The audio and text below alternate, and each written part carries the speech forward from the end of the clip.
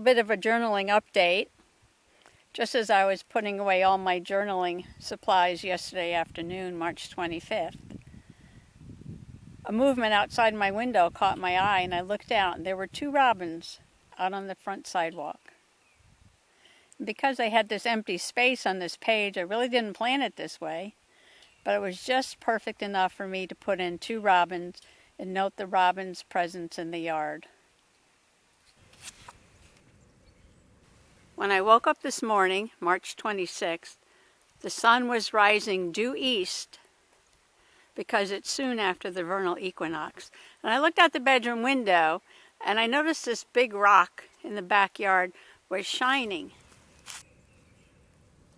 So I put on my boots and my coat and I ran outside to see if it had frost on it, because it was pretty wet yesterday from all that rain and the temperatures did drop last night. But I think those sparkles on the rock, not frost, just some mica in the sunshine there. But then I looked down at the ground and it looked like some of the twigs and the leaves did have some frost on them.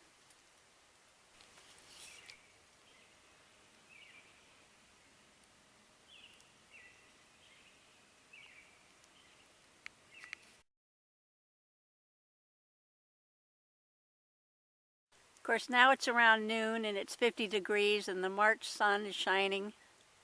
I feel the warmth of it on my back and the frost is all melted. So I went inside, and while I was having breakfast, I thought about this rock some more. Is this a boulder?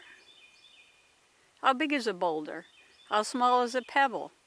Is there a scientific scale to measure these and determine if it's a boulder or not? Are there names for different sizes of rocks? So I made that my research project of the morning.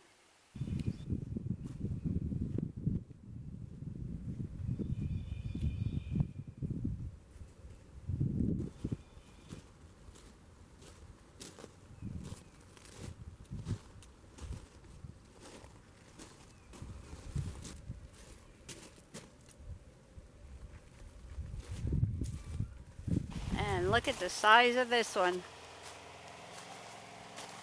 This might be the mother of all rocks on the property.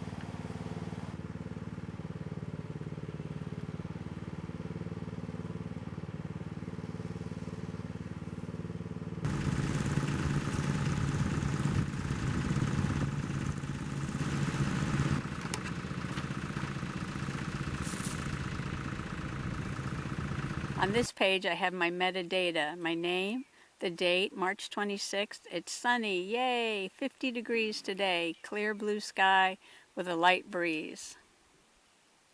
I wrote down the little story about looking out the window at the sparkly rock and running outside because I thought it was frost, but discovering it was just the mica sparkling in the sun.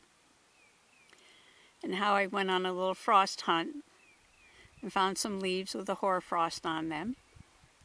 How I wrote frost on the tabletop, and how when I went back inside, thought about the rock and the mica sparkling in the sun and wondered if the rock was big enough to become a boulder.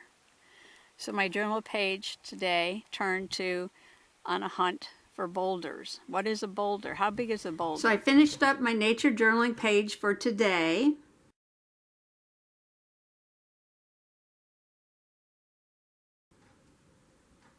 I talked about this part when I was outside, and I drew the big, what I call mammalith, M-A-M-A, mammalith, or the mother rock.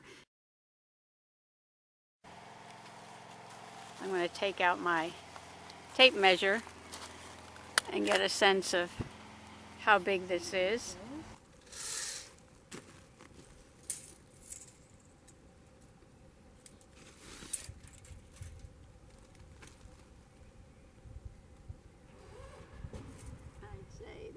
About almost 70 inches,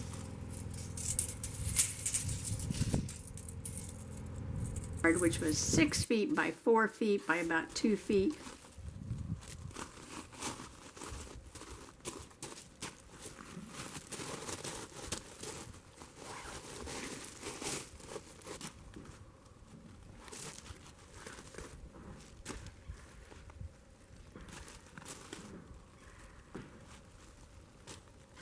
and determined that this was definitely a boulder because it was too big for a person to move.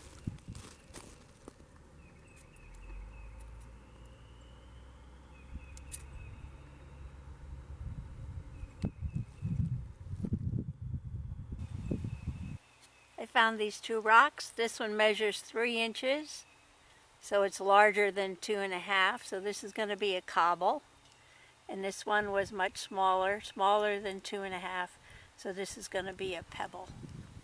Then I got interested in the different sizes of rocks. A cobble is a rock between 2.5 and 10 inches. It's also called a cobblestone. Pebbles were rocks that were smaller than cobbles, but larger than granules. So how big is a granule? So I looked up a granule, and the granule was a clast of rock, 2 to 4 millimeters in size, which makes it smaller than a pebble but larger than a grain of sand. A clast is a fragment off another rock by weathering, etc. So I made a little size chart. You have your boulder, your cobbles, your pebbles, granules, sands, silts, and clays. I also finished off the page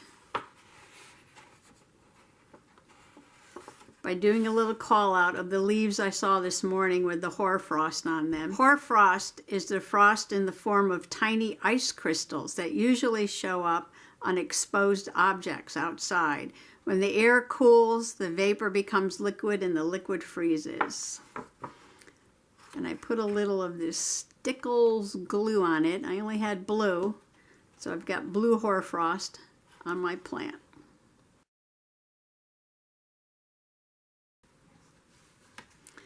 So thanks for journaling with me today in my quest to determine the sizes of rocks and to look for frost. Bye-bye. The robin is way up in this tree.